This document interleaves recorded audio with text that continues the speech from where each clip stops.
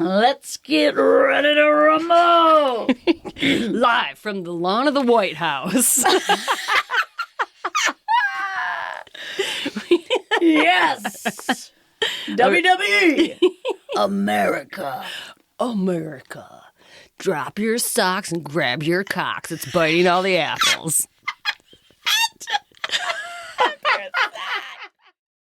We're ladies. We're ladies, and we're going to sit I under have the decorum. Don't sit under the apple tree with anyone else but me and JV. Woo! Yes. Hi. Hello.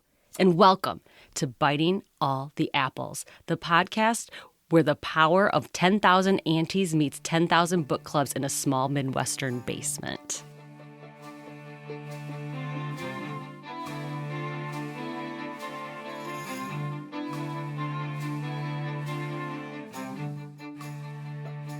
I'm Sarah Kay. And I'm Joanna V. And we are biting all the apples. All of them. That's right.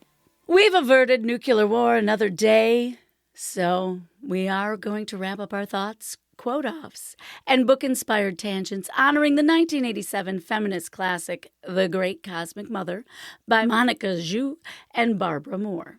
Awesome, ladies. Mad respect. So, little recap. We chose this book to kick off season 2 because it challenges some core narratives that many Americans, Westerners, and Gen Xers like us have absorbed through education and culture and general bullshit. Living in the world. Just living.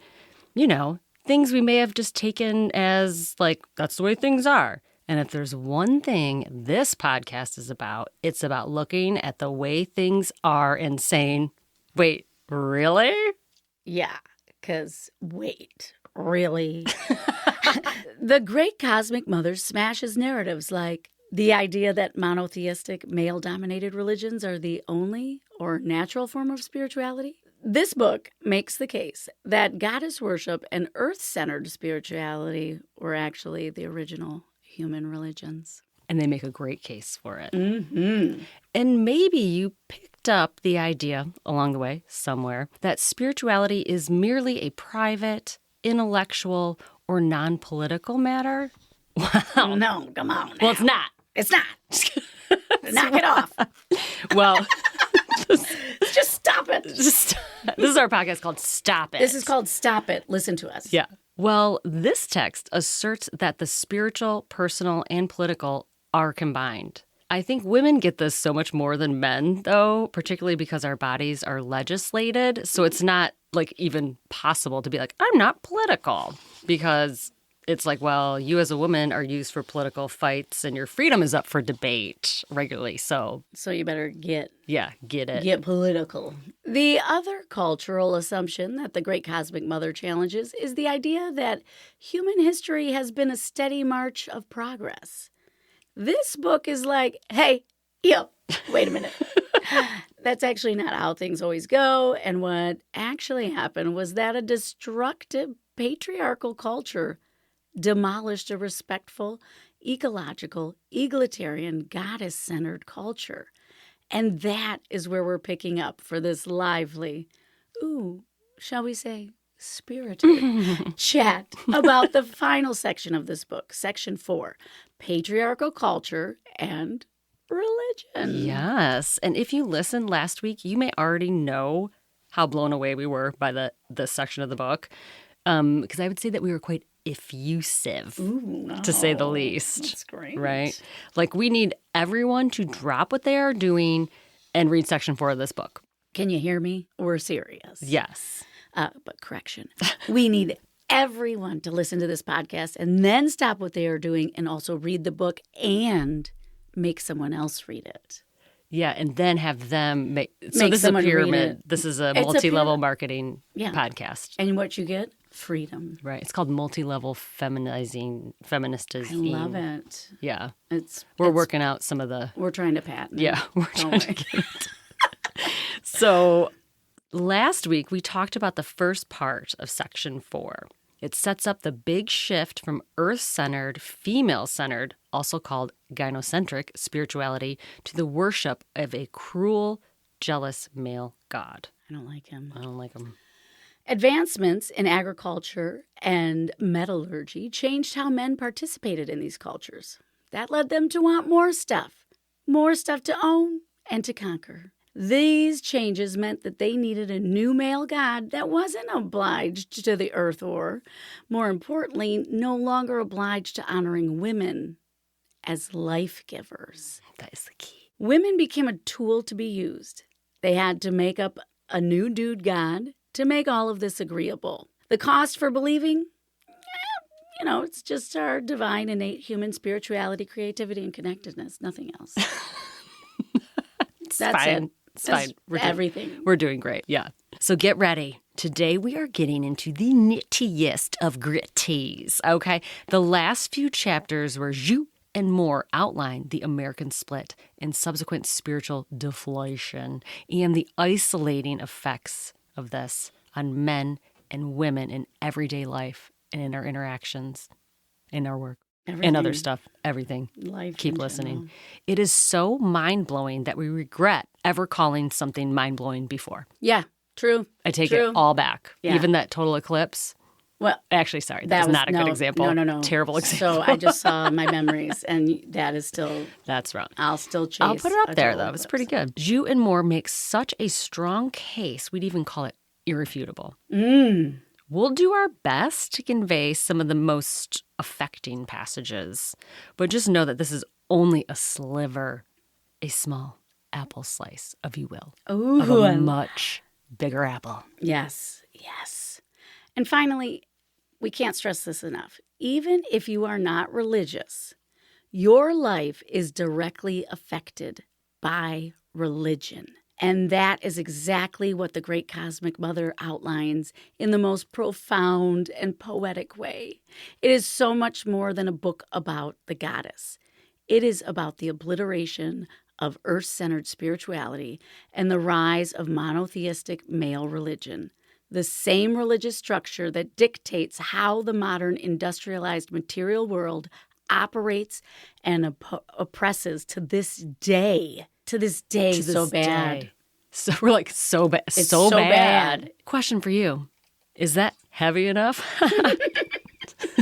You're oppressed. Hi, how's it going? Yeah, don't worry. We'll discuss. We'll make it fun. But first, we'll give you a sec to think about your oppression during this little musical break.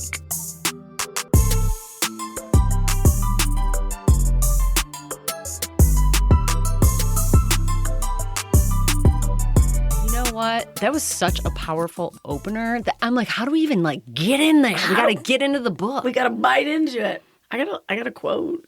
You got a quote?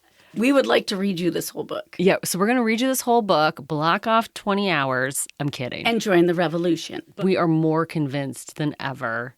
Just look at what's going on in the world, that all of this ties back to this patriarchal, all of it, religion, all of it stuff. It's insane. The thievery of our souls. Like when you read this, I don't know about you, but blood pressure raises. Like I'm just like, what? And this, I think again, I probably sound like the same person when we did the Women's Bible, but 1987. Like, what have we been doing? I mean, I was in 7th grade. Granted, well, I'm glad you asked, because there was a giant feminist backlash during that time. Oh. And if you look, it is so nuts to think about. So I think about the 90s and the early 2000s, we talked about second wave, and there was more acceptance of the queer community and girl power, sexuality. However, huge backlash. I just got 2 words for you. Limp Bizkit. Okay, remember that era? Just creepy dude era. Girls Gone Wild. All of that. That happened after. Yeah. Yeah, you're right. That was a creepy dude era. Yeah, Limp Bizkit. We're back. We actually are in a Limp Bizkit era. And that's why books like these are so vital. These are vital. Yeah. This should not be sitting on a shelf anywhere. No. Someone needs to be reading it. Should always be, open. ABR.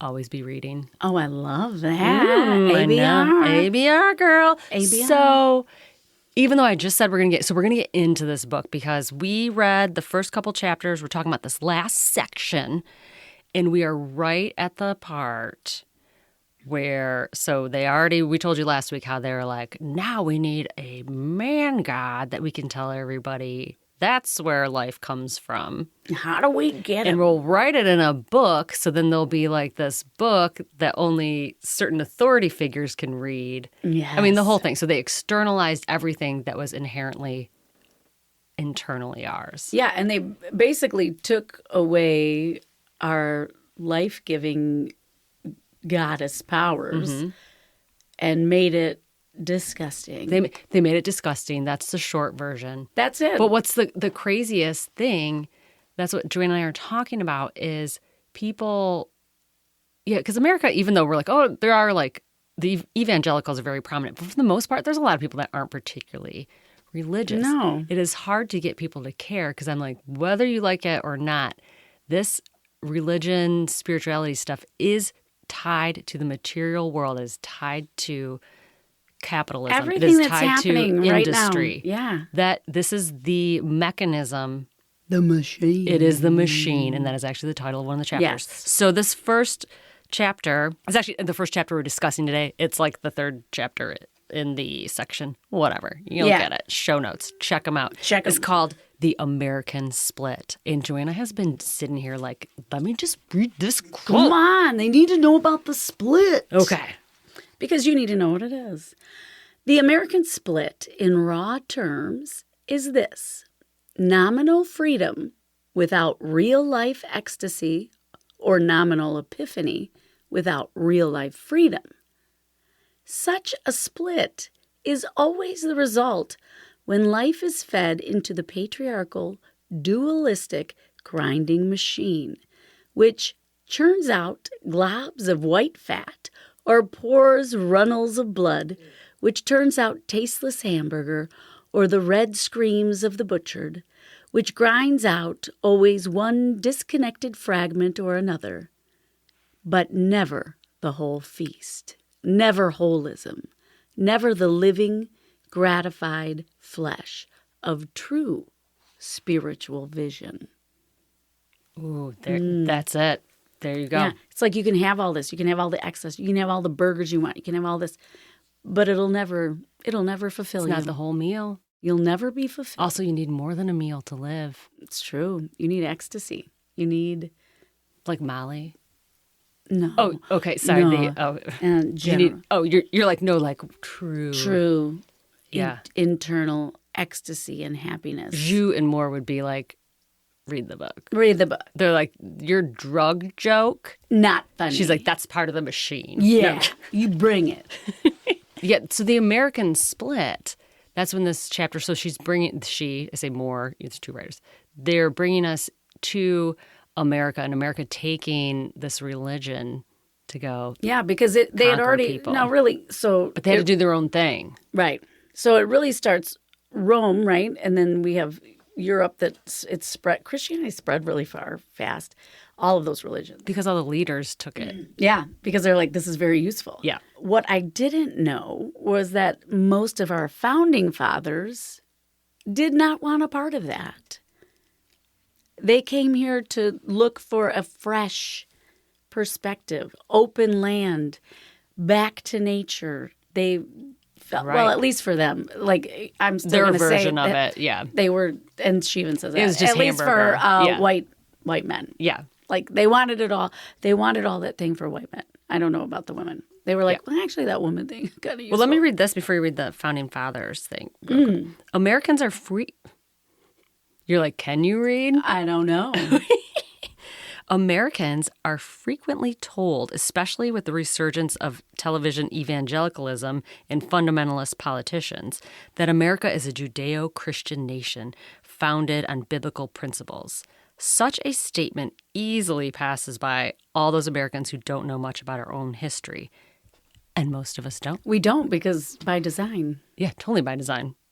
The English Puritans who first arrived to colonize America were highly biblical people. So what I know about the Puritans, remember I did the little special, Elizabeth Cady Stanton wrote a story about the Puritans celebrating Christmas on the Mayflower. Yes. and is entirely inaccurate because the Puritans were actually nutters. And like they're like, you don't give gifts, you don't celebrate Christmas.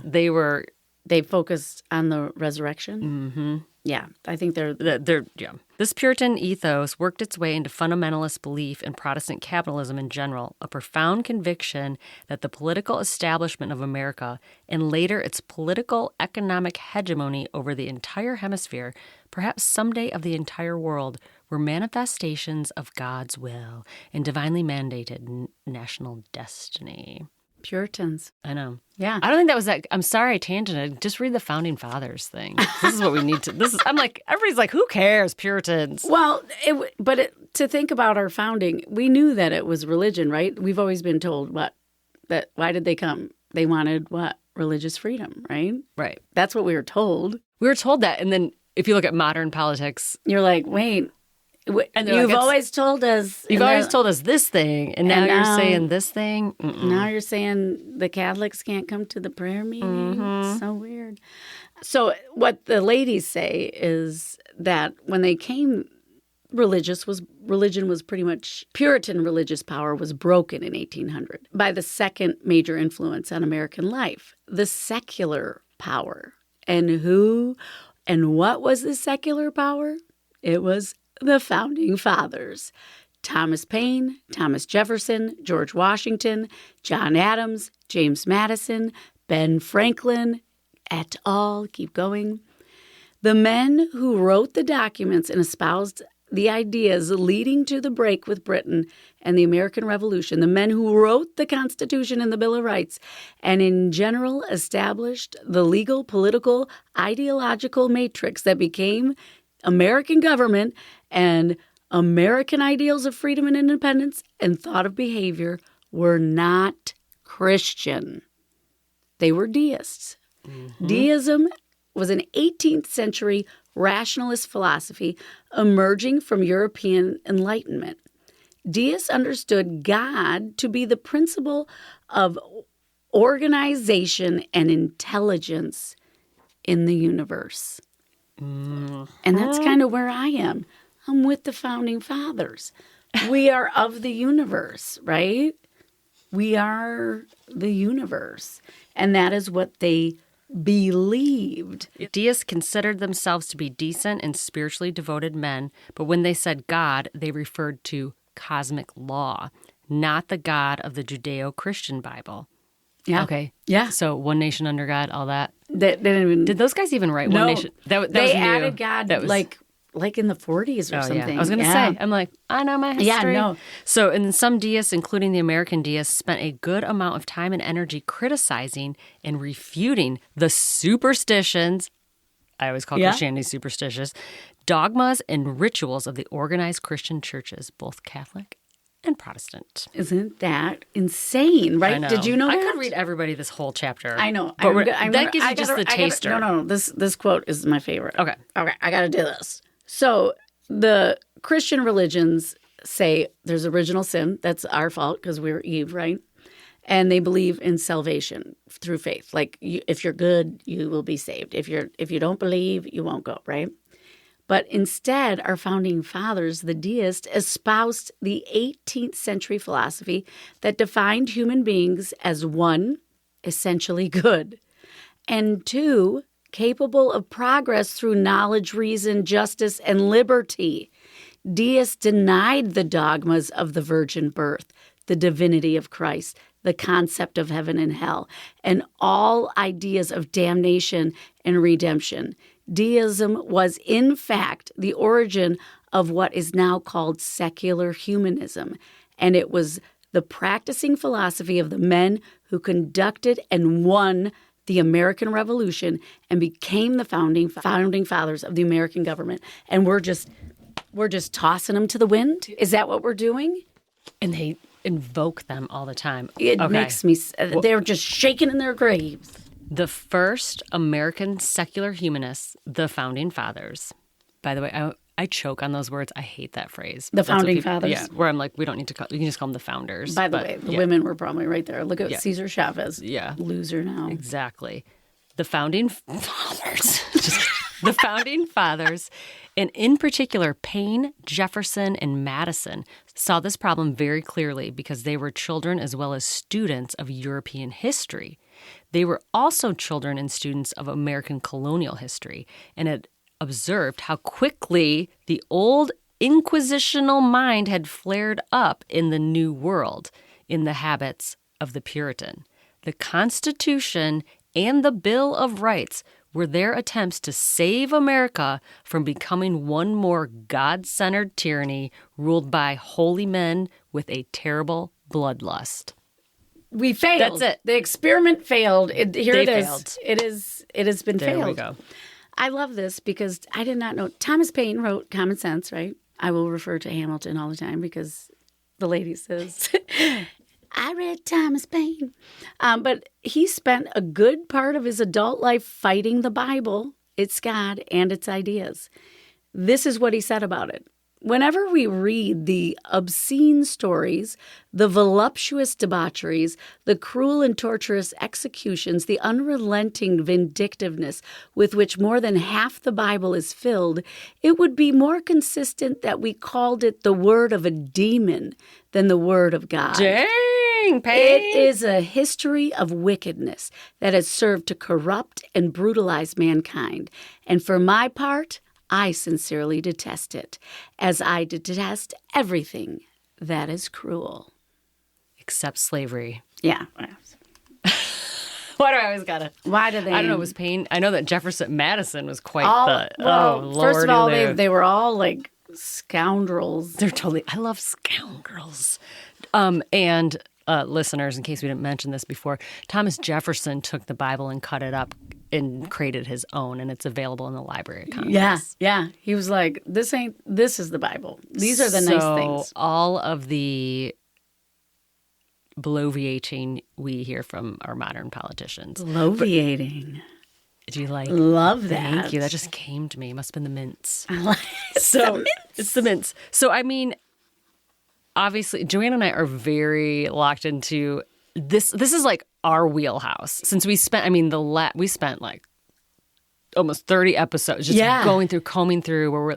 Elizabeth Cady Stanton spent a lifetime for women's rights, for suffrage. She, was an abolitionist. At the end of her life, what was her project?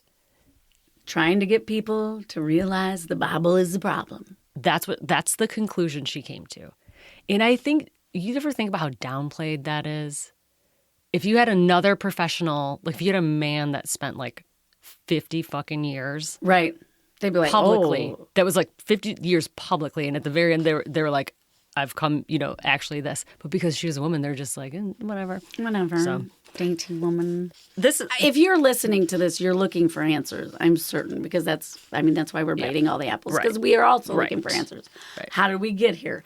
Well, my goodness, if you want to talk about, we said in the beginning we avoided nuclear war for the other day, but even it ties to like Nazi Germany, saying, Hitler was led by he was a crazed necrophiliac who proclaimed he was finishing the work of the Lord. Mm-hmm. A work of mass extermination. We see contemporary Iran, 1987.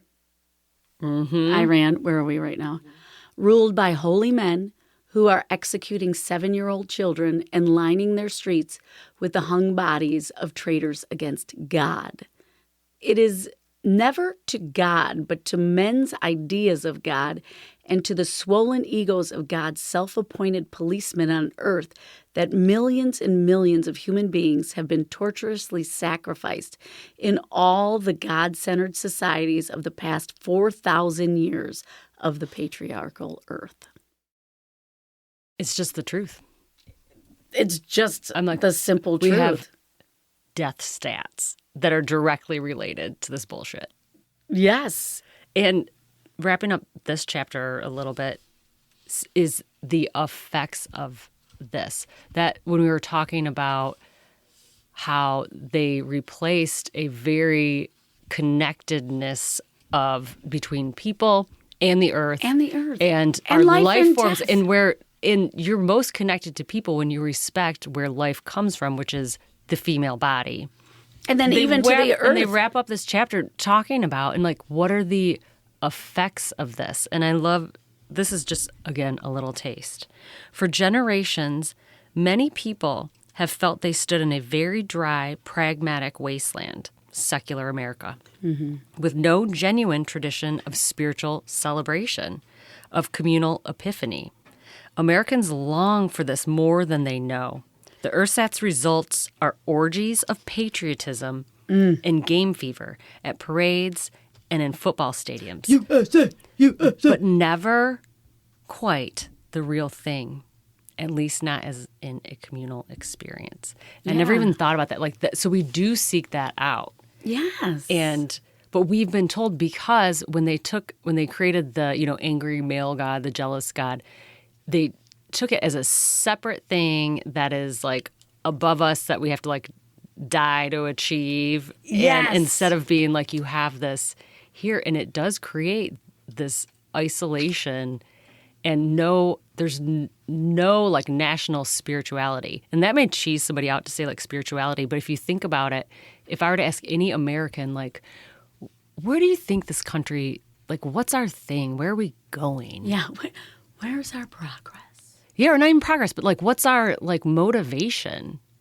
What drives like America? Money. If someone's like, what's our vision? We don't have like a national vision. We do not. We just work for the man. People are just like, well, I just want to make some money or whatever. But there's no man. like, I mean, I don't know what other countries are doing, but I know that I read Norway is like all up to like 90% renewable energy, the entire country. Yeah. Yeah. I'm like, so they probably had a national vision like, hey, we should take care of each other. We should take care of each other and use like our smarts for the greater good instead of sending Elon to Mars. Yeah. Or, anybody. So, like, or helping one another. We do not have that. And actually even less so. Like I almost, there was like America Pride before, but now you're like, what is the goal? To get Donald Trump more money. Yeah, because we're just helping everybody that has more money than us. There is no... I'm like, and while you're looking, I'll read this here. And this is the final word. So it's a great chapter talking about how America split and took it this almost to like a new level. Because it always seemed kind of like, we look at the Western world, and I know some of the, at least from American point of view, like the Muslim countries were always like, look at them, and they're so like repressive to women. Like, and meanwhile, here in America, but the cost they really talk about here, because things weren't, they were pretty bad in the 80s, but they weren't like, now it's so crazy. But the cost is this idea that we're all isolated, we're not connected to anything, and Americans left their home country. Yeah.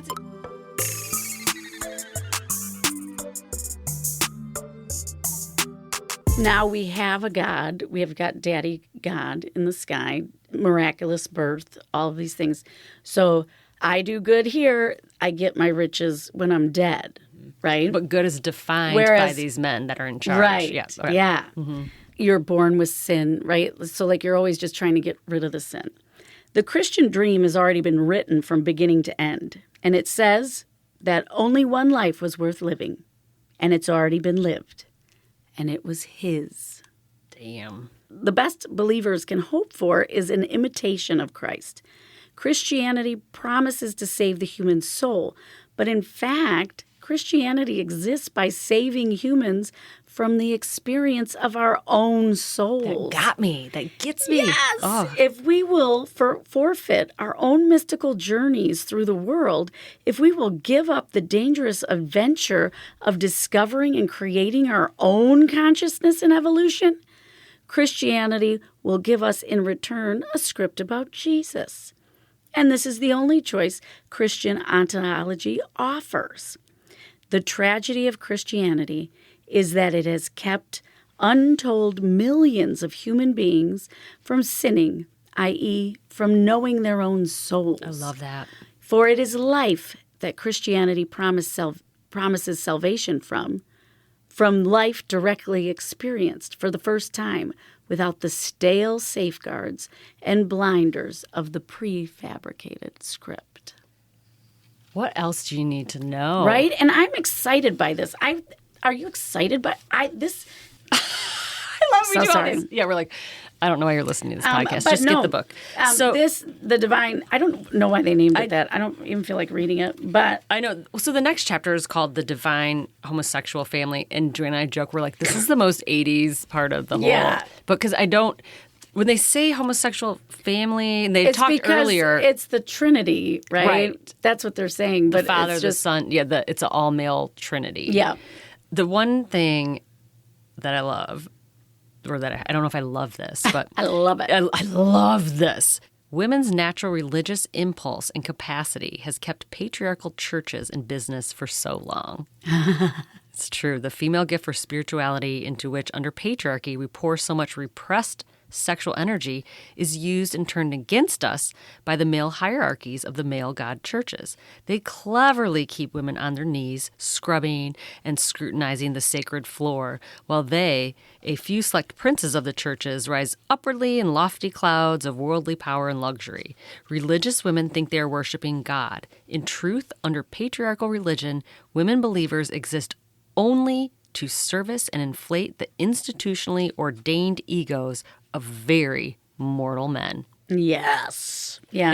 And you know, that's what Elizabeth Cady Stanton. That's how I see the crossover there. There's so much cross, and it is. I mean, to this day, you look at all this. I'm like, churches run on women. Absolutely. So do political movements. Everything. Or yeah. I mean, I should say leftist all ones. Movements, I don't know. all because movements, we organize, we know how to bring people together. It's like a natural We're thing. just good at it. And it is, yeah. I mean, I wonder how much food women have like cooked for churches. Yeah.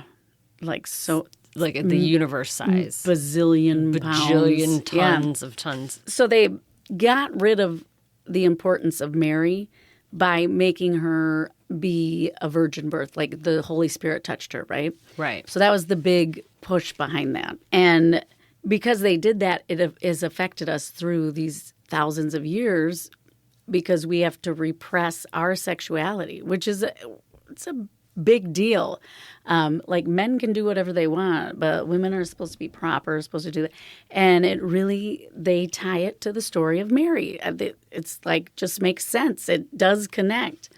Mary, the only female now left on this divine scene, has nothing of the primal creatrix about her. She is a mere lowly mortal woman, lifted up by Yahweh's divinely disembodied attention, impregnated by it, in fact, without ever seeing or touching a man. In the New Testament tale, there is no sex whatsoever. It is to a divine absence that Mary acquiesces with vapid humility, an absence that uses her without even having to touch her. And Mary, in our eyes, doesn't even gain the simple strength of struggling or choosing. She has no identity except for passive acquiescence to an absence. And this is how Christ was conceived, in both his physical conception and in our conceptions of him. It is all so fastidious, so non-textural, so cerebral, and unreal, so bordering on the sexually pathological, in fact. So, like, it just doesn't make sense, right, to anybody. And it's just like, oh, but it's all in our mind. Like, you just have to believe it. You just have to. And that's why they're also, like, weirdly repressed and, like, weird sexy time stuff and obsessed with, like, women's and they do vaginas and wombs and stuff. Yeah. So, well, look at Christy Noem's husband. He just wanted to wear her boobies. Which everybody, I'm like, go ahead, but wear your boobies. Go stop ahead. with it. Get your boobies on. But leave the women alone. So, in this chapter, they talk a lot about women's labor and contributions. There's a great paragraph that's like the burning question asks, like, women, why are you giving all this? And I thought it was interesting, and they were talking about how much energy has been extracted from women to have these churches thrive. And in earlier centuries, where all the options for women were terrible, it was often a liberation for creative, independent women to enter a cloister instead of being forced into what usually amounted to brutal marriage and eternal childbearing. Many of the great women artists and poets of the Middle Ages and Renaissance were nuns. Oh.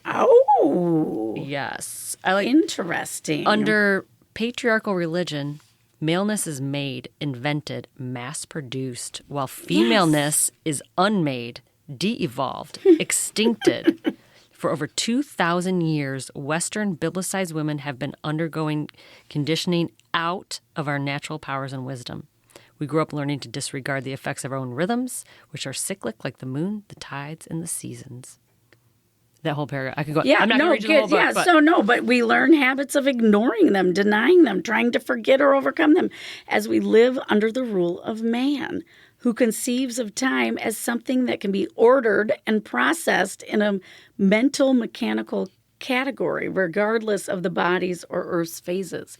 Which, if you think about the way we grew up, did you ever learn about your body's phases or what they were going through? And I don't even think my mother... I did, because You looked it up. Yeah, I would would go to the library all the time. So I had no idea. Yeah. And my mom, it's not anything my mom would think of because she had church, right? You had to go to church. They told it's conditioning. We have been conditioned. And by the way, listeners, our parents weren't exactly super conservative repressed. No, and they didn't even though we just told a story that sounds very used birth control. But I do I just think about if that was our experience. Imagine some of these kids coming up in evangelical homes, and I mean, you're afraid of your own thoughts.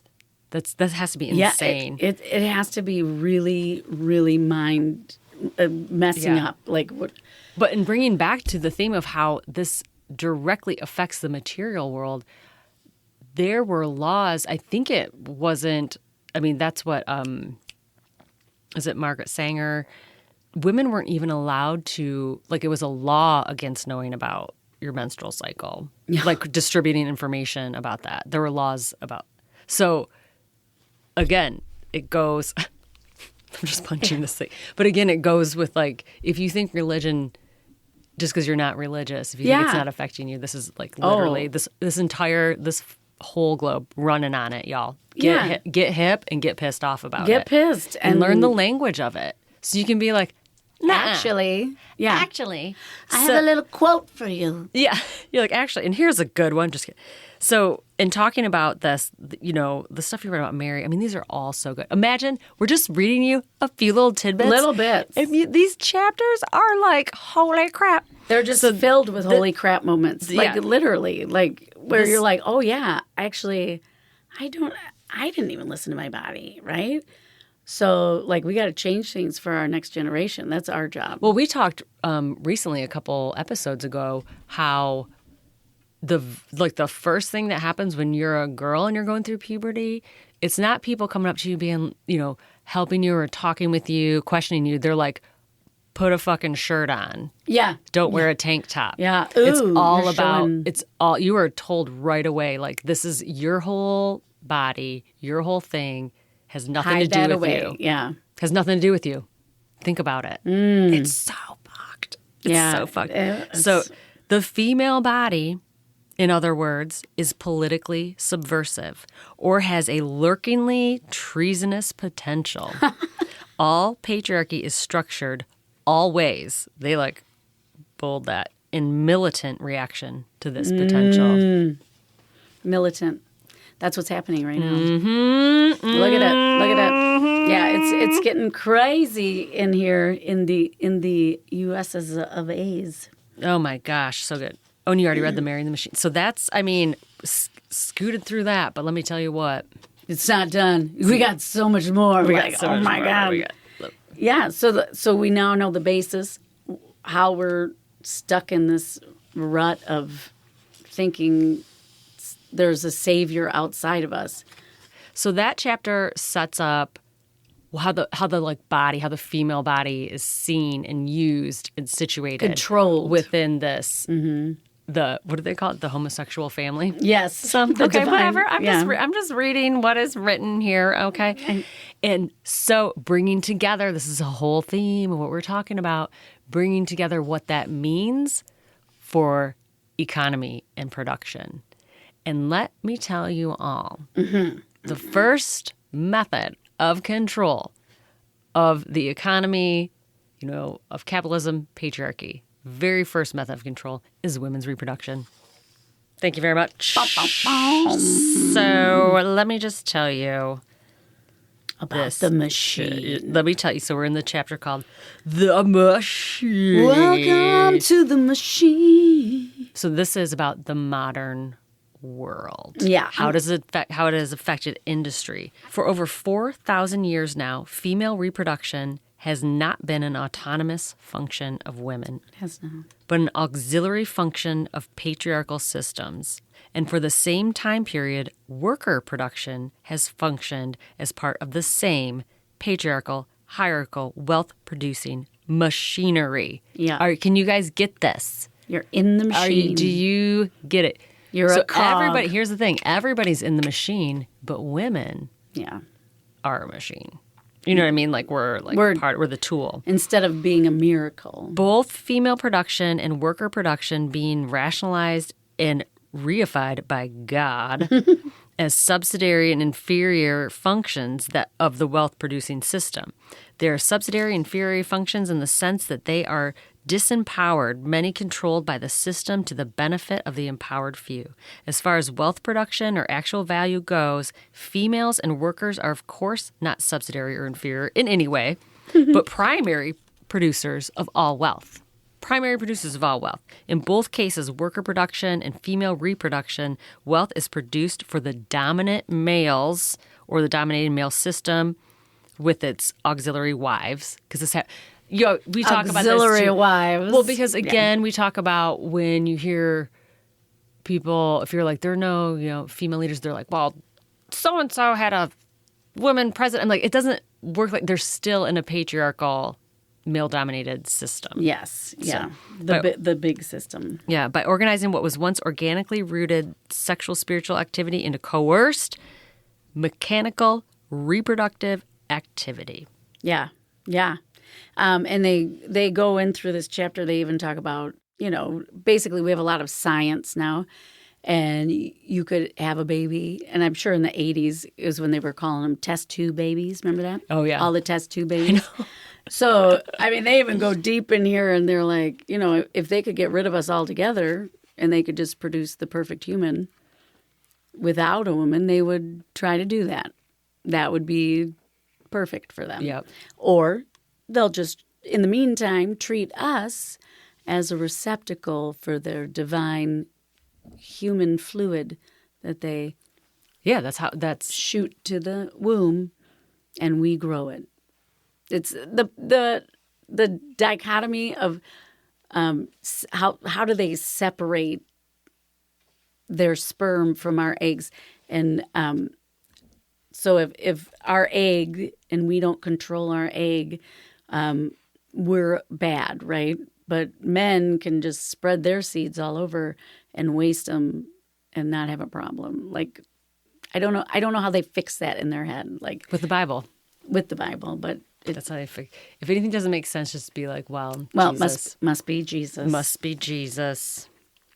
I found this chapter sad and also just a lot of truths that we're living. It is the truth. That idea. This really does hit. There's a ton about reproductive and care. Controlling because reproductive. It is, yeah. So some countries they're like, ooh, we need less babies, so the government controls it, but via religion and just ridiculous patriarchal thoughts, or we need more, so have them. Or in China, we need just girls or just boys, and we'll control it. So it's instead of it being, it's the Rouge factory downriver. Yeah, exactly. Yeah, we can just do that. Right. We just need to make babies like this. And that is exactly their point in this book. How they're like, we took all of this, and took the magic out of it. And I do have more quotes, but did you have one? Fundamentalist fatherhood. How did they get it wrong? When they tell us from the Bible's pages or the church pulpits that human sex is sacred only if it tries to make babies, and that otherwise the act reduces us to the level of beasts. How could they have got it all so mixed up, so backwards?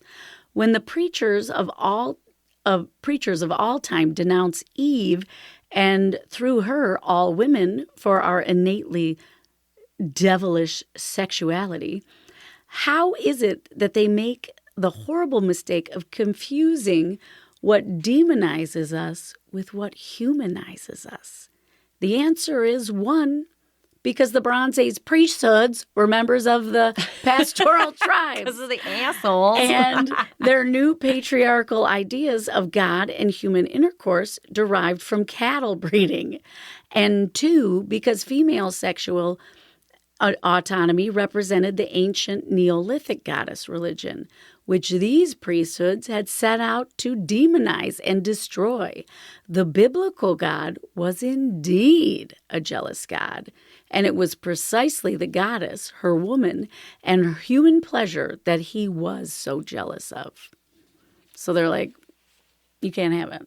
Right. You're having fun. You're enjoying it. It looks magical. Like, I will create a God that needs you not.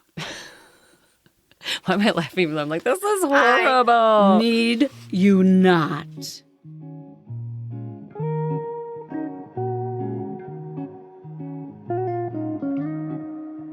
So that's what this chapter makes the case, where they're like, that's not a separation. Like, workers being exploited by the wealth class is no different than women women's wombs being exploited by the work. Yeah. I mean, I'm simplifying that a lot, but so here's my quote. That makes sense. In the present situation, if males do not join with women workers to fight for female reproductive autonomy along with workers' rights, then males have no other place to go except to join the National Guards, the SWAT teams, the goon squads, gearing up everywhere to help colonize and exploit their own countrywomen as slave workers and breeding machines. These are the only two options left for political men, or in a totally politicized world for all men. This is where I get sad, because I feel like we lost already. First of all, life is we're on a spiral. Nothing's done. Okay. But it's so long as governments can control female reproduction in any way, the workforce can be equally controlled. I'm going to repeat that. So long as governments can control female reproduction in any way, the workforce can be equally controlled. No one can be free unless females are free to control our own sex and our own reproduction. If we don't control our own bodies, they are controlled by the boss, and that keeps the boss in power forever. Forever. I have nothing else to say except for a lot more. A lot more. I'm just kidding. But No, that really is. That's yeah. all. That's my takeaway from. Okay, you're right. What is that? Just It's your just, face. You just look. I think I just sad. I just caused clinical depression right in front of my face. Because I cross between like we can change things, and then it's too late. No fucking way. So deep. And I can be like depressed, but I also am like, it's not over. What? Just because some douchebags are in charge for a bit? Come on. I know. I guess it would be better if it wasn't almost every country, but yeah, that is hard. It's a global situation. Makes a little. So this is my question for you now that I've depressed you with that passage. Yes, thank you so much. But after reading these chapters, and yes, it does feel like it's an entire global creep on this patriarchal the machine, all of that. But doesn't it give you more insight into how desperately they are trying to cling on to this? Because if you think about your everyday life and the women you know, nobody's having any of this shit. No. I mean, yes, there's a few, Yeah, there's going to be a few, and the ultra-religious. And I think, I mean, it is going to have to be women that lead the way, right? There's no other way around. But if labor and, the left do not align with women, we will forever be fucked. Yeah, and for some reason... And they don't take it as much of they don't take it, even though it's half the population, 100% of them came from women. Right, and they still do not make this, a major issue. Like a top issue. Yeah. Mm-hmm. It's because they benefit from it in the teeniest, way. Like we read about, we will abuse, The overlords will abuse you, but we'll let you beat your women. Yeah. You'll get to be in charge of your house. Hey. It's the nuclear family, but you'll get to be in charge of your house. So men are always by default leaders. So they have so much, they feel like they have so much to lose by breaking down the patriarchy because they don't know anything else. But what they need is a nature bath.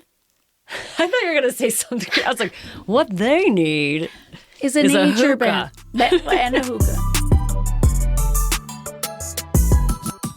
Basically, all men have been colonized by priest ideology, right? That's where we are now. I love that phrase. That's the phrase of the book, by priest ideology. Yes. Mm-hmm. We are all repressed, all of us, right? We're like, you're oppressed and repressed. Welcome to this fun podcast. And she even goes into the repression causes all these other weird things to pop up, right? And I agree with that. Okay, because it's all this demonization of females feeling sexual and what the priests have told us, don't enjoy this. This is just for making babies for me, okay? When you just pull back and think about that. I know, it's gross. It's so weird. And we were raised like that. I know. It's really weird. It's gross.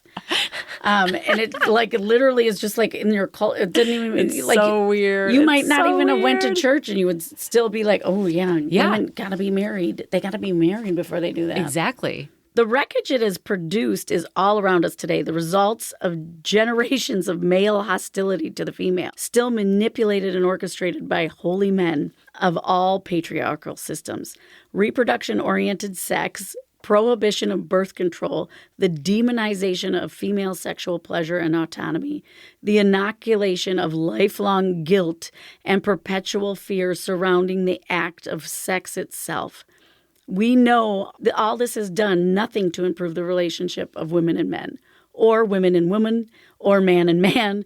On the contrary, it has created a bitterly deformed and deprived, repressed machinery which functions as the mechanical, pathological energy source for all of our larger human conflicts. Perpetual seething rage and continuous violence, a world always and always at war is the inevitable result when men are told over and over from the beginning of their consciousness that the very source of their being is evil. Damn. Let's go to war. Exactly. Oh my God, you guys. Let's pray for war. They're praying for war now, Are they praying for war? Oh, yeah. They pray to annihilate people. Yeah. Didn't you see them all in the Oval Office laying their hands on the man because he's the chosen man? Oh, I thought that was an old picture. I didn't know. Oh, no. This is for this war. I have just two short things. Patriarchal men have tried to pretend that males can be free while females can be dominated and enslaved, just as white imperialists have pretended that they can be independent and soulful beings in private life while publicly colonizing and brutalizing darker people. Now we see that everyone involved in a dominating machine is dominated and mechanized by it. And now we can also see that after 4,000 years of systemic physical and ideological domination of the female sexual and reproductive processes by men, there is no free man left on earth. No. So I have to read this real quick. What I was going to say is some of these quotes, I'm going to ask Joanna for them because we're like, whatever time. But I think, and we'll put some of these in the show notes and I'll even put it up on the site because there's so many that I love. But I have to say, I wonder what our gals would think of AI now after reading this little section. Oh, man. In the continuous spiraling of evolution, de-evolution, biology is a spiritual process and spirit is a biological process. Spiritual energy fuels our biological organisms and biological energy fuels our spiritual experiences. Biology and spirituality, sexuality and spirituality cannot be separated without destroying the living holism and producing dead mechanism, robot sex, robot piety, robot labor, robot existence. I love you. Let's make baby. Look where we are right now. I know. That's exactly where we are. People are killing themselves over their AI girlfriends. Yeah, you're right. Oh, my God. Trip out on that, y'all. Oh, I don't like tripping out on things like that. I wanted to read this last paragraph and then wrap up. All right. Is that okay? Yeah. There's so many. I'm like churning inside. Oh no, because I read that thing about the labor, and then I accidentally said failed when I was looking for a word about unions, and I didn't mean failed. I'm trying to be uplifting, and we're ending religion. You're like, this is hard work, and I need uplifting. I hope this quote is uplifting. Yes. Is it going to be? This one, yes. Is it? Yeah, I double checked. It's uplifting. It is up something. I'm kidding. No, this is hey. This is hey. So this is hey. So this is the last little bits. And I know this episode was like a quote off. It was a quote off because there was like this is everything. Like this just made so much sense and like it's a quote off because we didn't even read all our quotes. Didn't read all our quotes. We want to read you the whole book. We want to read you the whole book. I do, but Cassandra can do it for you.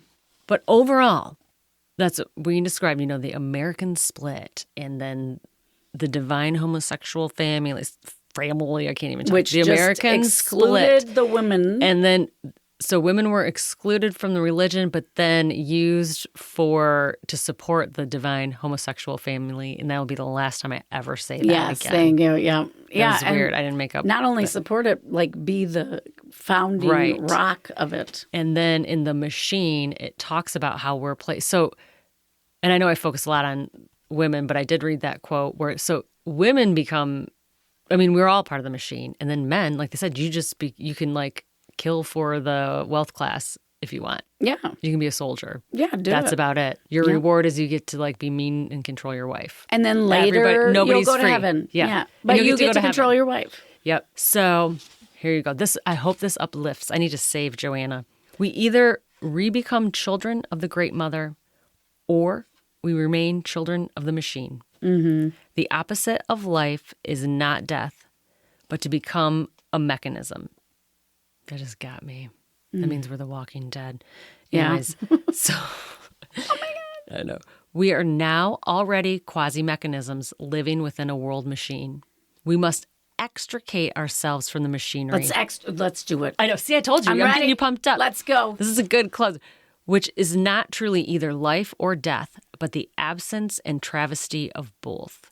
Politics is important. Social and cultural activity is important. Everything that can be done should be done to change our situation.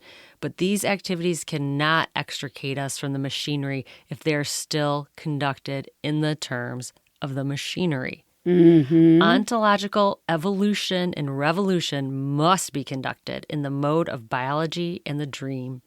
This is the mode into which the machinery cannot exist. Only living beings can.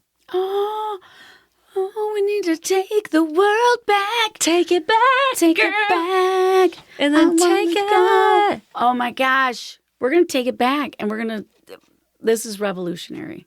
This is revolutionary. The only thing I realized it was in 87. And that had like a sense of urgency right there. She was like, we got to act on this now. Although, in geologic times, like 30, 40 years is not. It really isn't. I know. Still. But it was bad in the 80s. The 80s was when the pro-life movement came out. Oh, yeah. There's lots of stuff about abortion in here that is killer. And they were trying to warn us. They're like, if you don't. And we already are. That's a little sad in here. Because they were like, if you don't. And I'm like, oh, but we did. I know, but we already did. But I tried not to because I did work against that. Anyways. Oh, that's what he said. If it is not to be too late for all of us women on a global scale, we have to do it now. And that was 87. My reaction is to laugh. I'm like, okay, okay. Let's do it. I mean, what if you read this book in 87 and felt like us? What are you doing They now? did. I know. No, I know. Like women, though, like they're probably got their old torn up copy. Well, that's why you go to any of these No Kings and it's all a bunch of old ladies. Isn't that weird? No, why it isn't. It's all old. You just asked. I was like, this is what they're pissed. They're like, we've already been through all this shit. Yeah. We tried to tell you. Dang it. I didn't know. And that's why I hate when again, this is more of an online world, but like you see people like these liberal white women that's the only people that go to I'm like, what? They are the ones that are doing stuff. Just like they were the ones that supported the church, just like they're the, I'm like, yeah, no kidding. That's who does shit. It is true. That's who brings your orange slices, motherfuckers. So ladies, you don't have to work in the church. You can actually work for the resistance, and we need you.